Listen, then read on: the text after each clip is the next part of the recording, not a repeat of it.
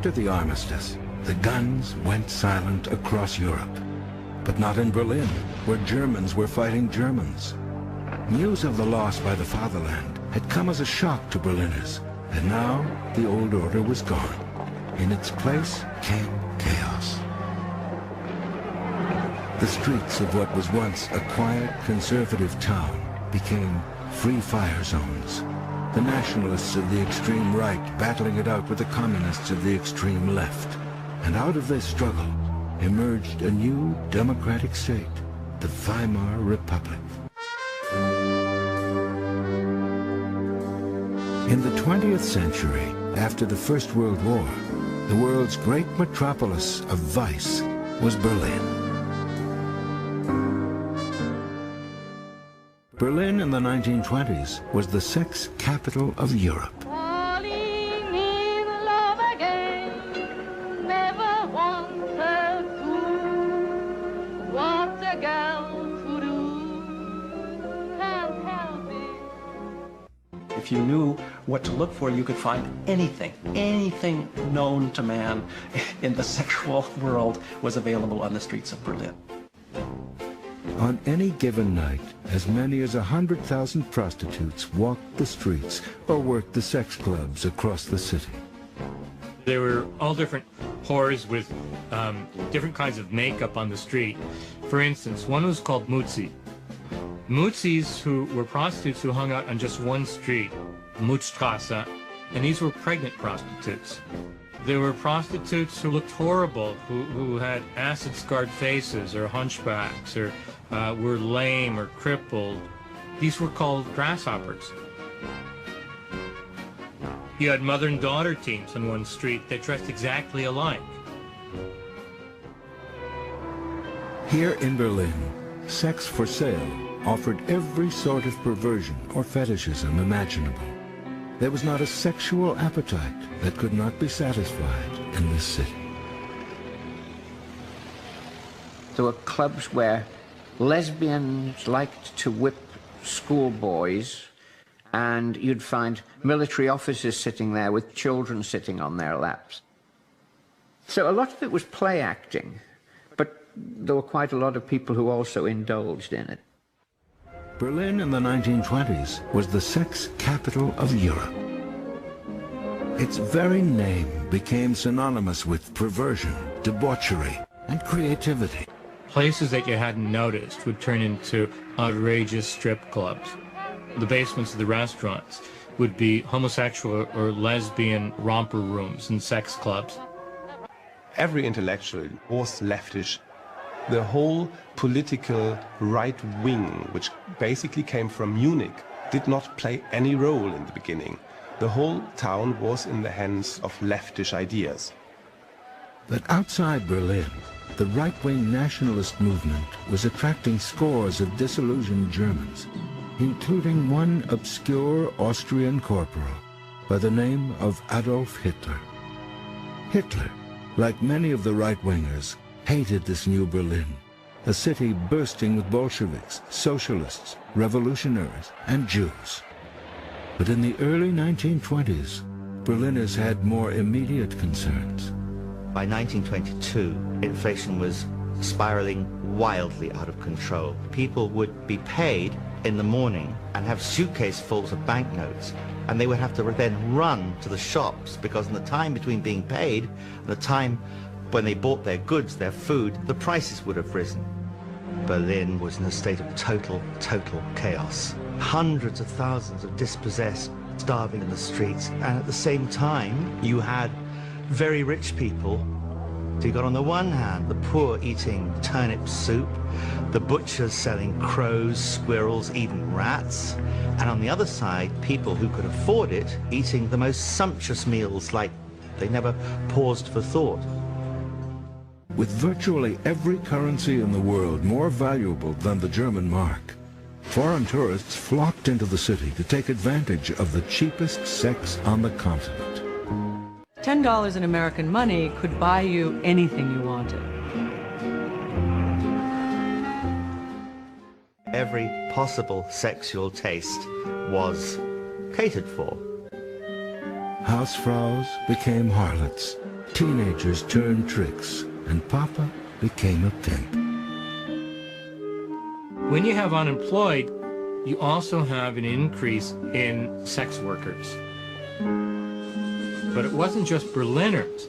It was tens and maybe hundreds of thousands of young boys and young girls who were coming to Berlin to participate in this hard currency sex traffic. It was a city that was filled with lesbian life. There was the idea that everywhere you went, you didn't have to hide what you were.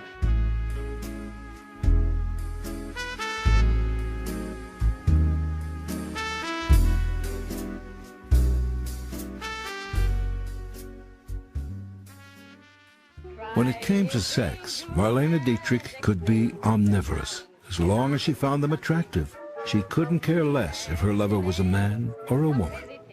Dietrich was an omnipotent sexual figure. She was an icon for gay women around the world at a time when there was no one else. With this new anything goes attitude, Berlin overnight replaced Paris as the center of hedonism. That's why people saw Berlin as the Babylon of the 20s. Things that had been considered to be immoral, amoral, whatever, became irrelevant, and anything went.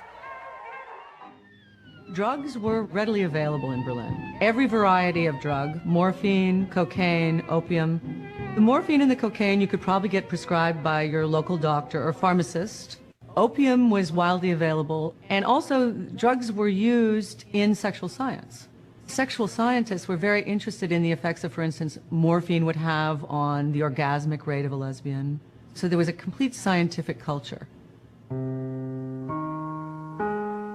Berlin had become the center of sexual experimentation. It also became the center of scientific research into sex, led by a pioneering doctor. And this was a very funny character called Papa, or the Einstein of sex in Berlin. It was Magnus Hirschfeld. Hirschfeld was a queer, Jewish, social democrat who really defined the liberal spirit of Berlin. The crusading doctor for sexual freedom was also the founder of the world's first institute devoted to the scientific study of sex. You could go and look at various fetish items. For example, he had these trousers that if you wore a trench coat, you could walk around Berlin. It looked like you had pants on because the lower parts of the trousers were there, but then you had nothing on above them, and you could flash this way. This was thought to be very titillating, very amusing. So it was this sort of thing you could see in the Institute for Sexual Research. Unlike his fellow doctor in Vienna, Sigmund Freud, Hirschfeld advocated the radical notion that human sexuality could be studied without imposing moral judgments. Hirschfeld's also credited with operations and surgeries of sex change and sexual rejuvenation. He had a clinic for people to be consulted about sexual problems. But Berlin's reputation as a hotbed for the new and risque was not just limited to its bars and bedrooms. They also streamed into the city streets and clubs of Berlin. From all across Europe, artists, writers, and intellectuals with homosexual leanings were drawn to this metropolis. Berlin was unquestionably the most open gay city in the world. It attracted first W.H. Auden, the great British poet, and then his friend Christopher Isherwood. Auden came first, was interested in the gay scene there, and talked about Berlin being a bugger's paradise. Christopher Isherwood, fed up with Cambridge and an England openly hostile to homosexuals, chose to move to Berlin. His novels about the wild side of life in the city and its cabarets were eventually turned into a hugely successful stage play and movie. There were about 160 completely different lesbian and gay male nightclubs and lounges. Unlike most cities, with their one red light district, Berlin's erotic clubs were scattered throughout the vast metropolis.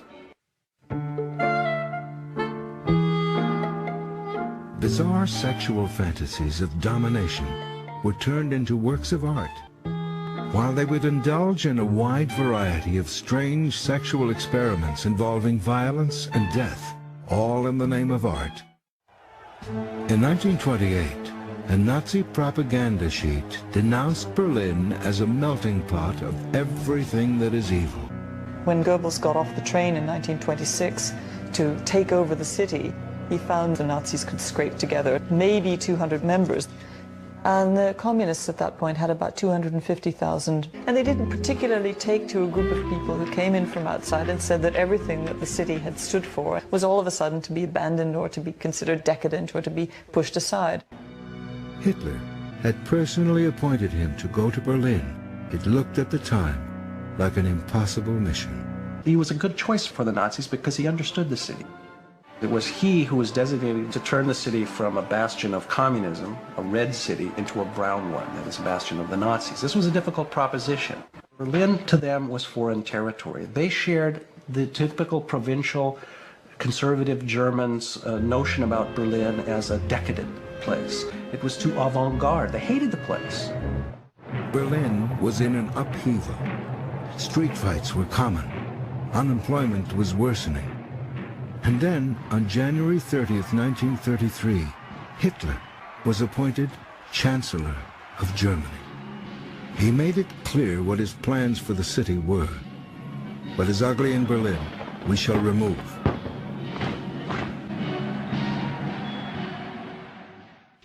What happened in 33, especially, was that the gay Berlin dive bars started to be raided.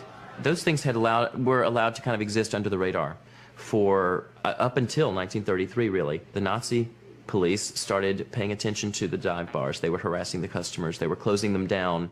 You might get arrested. The El Dorado, home to some of the most famous transvestites in the city, was taken over and turned into Nazi headquarters. Goebbels sang out the name of every book as it was consigned to the flames. Legend has it.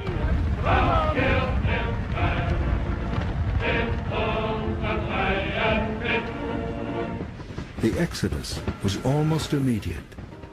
Bertolt Brecht and Kurt Weill, George Gross, Albert Einstein, Marlene Dietrich, just a small number of the thousands who were driven into exile.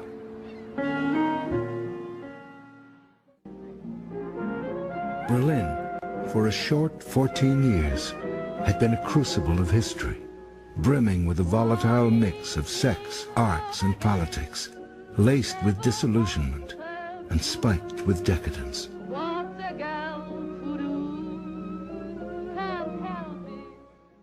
The Babylon on the River Spree was no more.